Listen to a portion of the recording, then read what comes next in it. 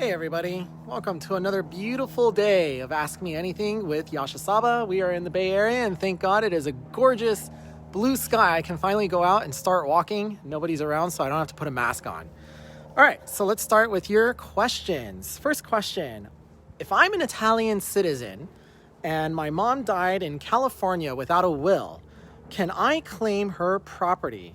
My mom passed away 5 years ago. I am the oldest. I have 3 half-siblings that are U.S. citizens. Our mom left no will. The house is paid for, no taxes owed. So yeah, even if you are in another country, if you're another citizen of another country, if your parents are living in the United States, yeah, you still can inherit property from them. The hard part is you got to come into the United States and open up a probate. If there's no trust, then you have to go to probate. If there's no will, you still have to go to probate.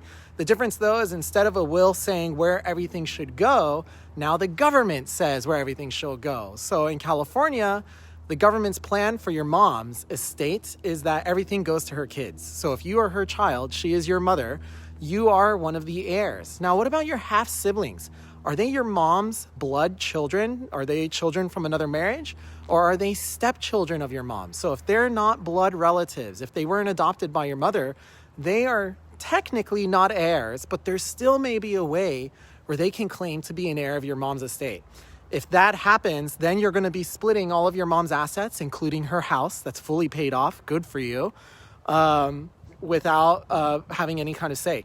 So the hard part is you're in Italy. You've got you either hire an attorney or you yourself need to come out here and open a probate.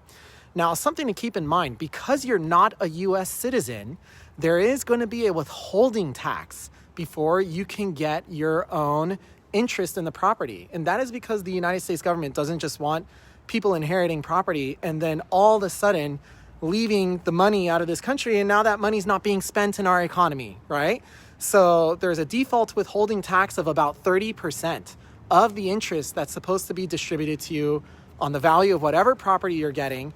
You can make a tax filing yourself on why that money is supposed to be less. So for instance, you don't necessarily pay 30%.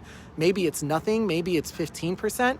The way it works is if you yourself don't make a claim to the IRS on how that withholding tax is less, the executor or the trustee has to withhold the money and hand it over to the IRS. We are at the mailbox today, shipping one of our clients' pre-meeting packages.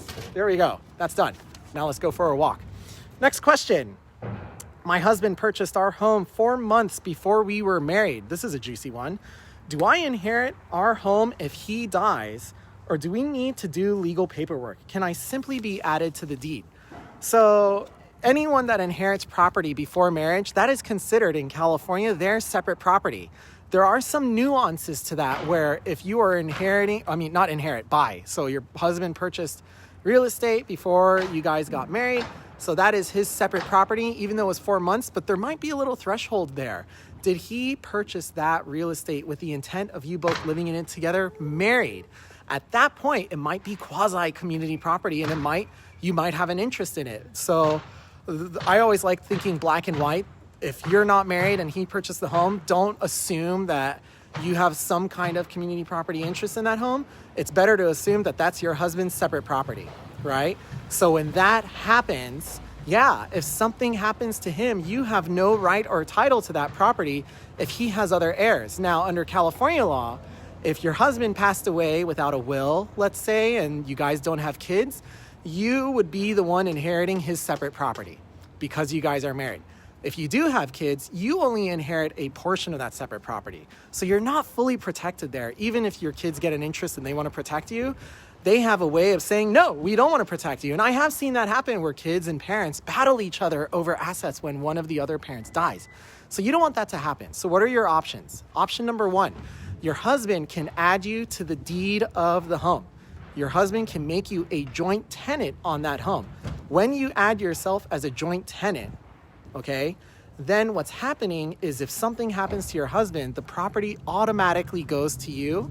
There's no question about it. You don't even go through probate. So that's probably your best approach if your husband is open to that.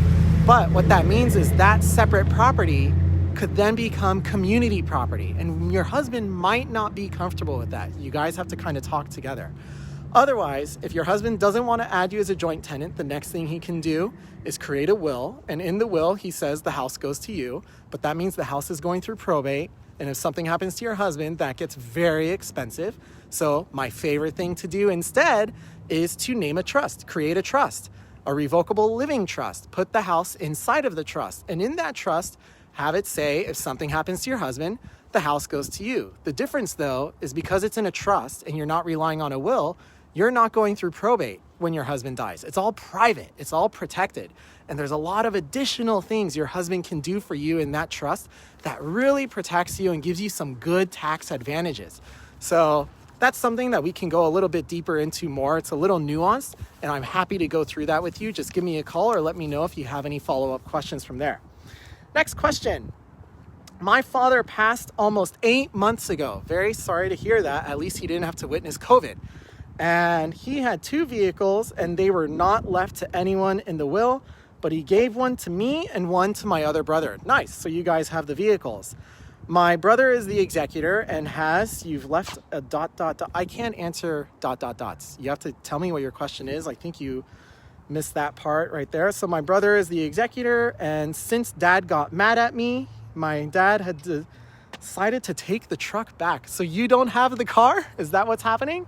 So your dad got angry with you and he took the truck back, and then your brother has told you not to go to your dad's house. As the executor, does he have the right? Okay, so this is a little convoluted. I don't know exactly what your question is.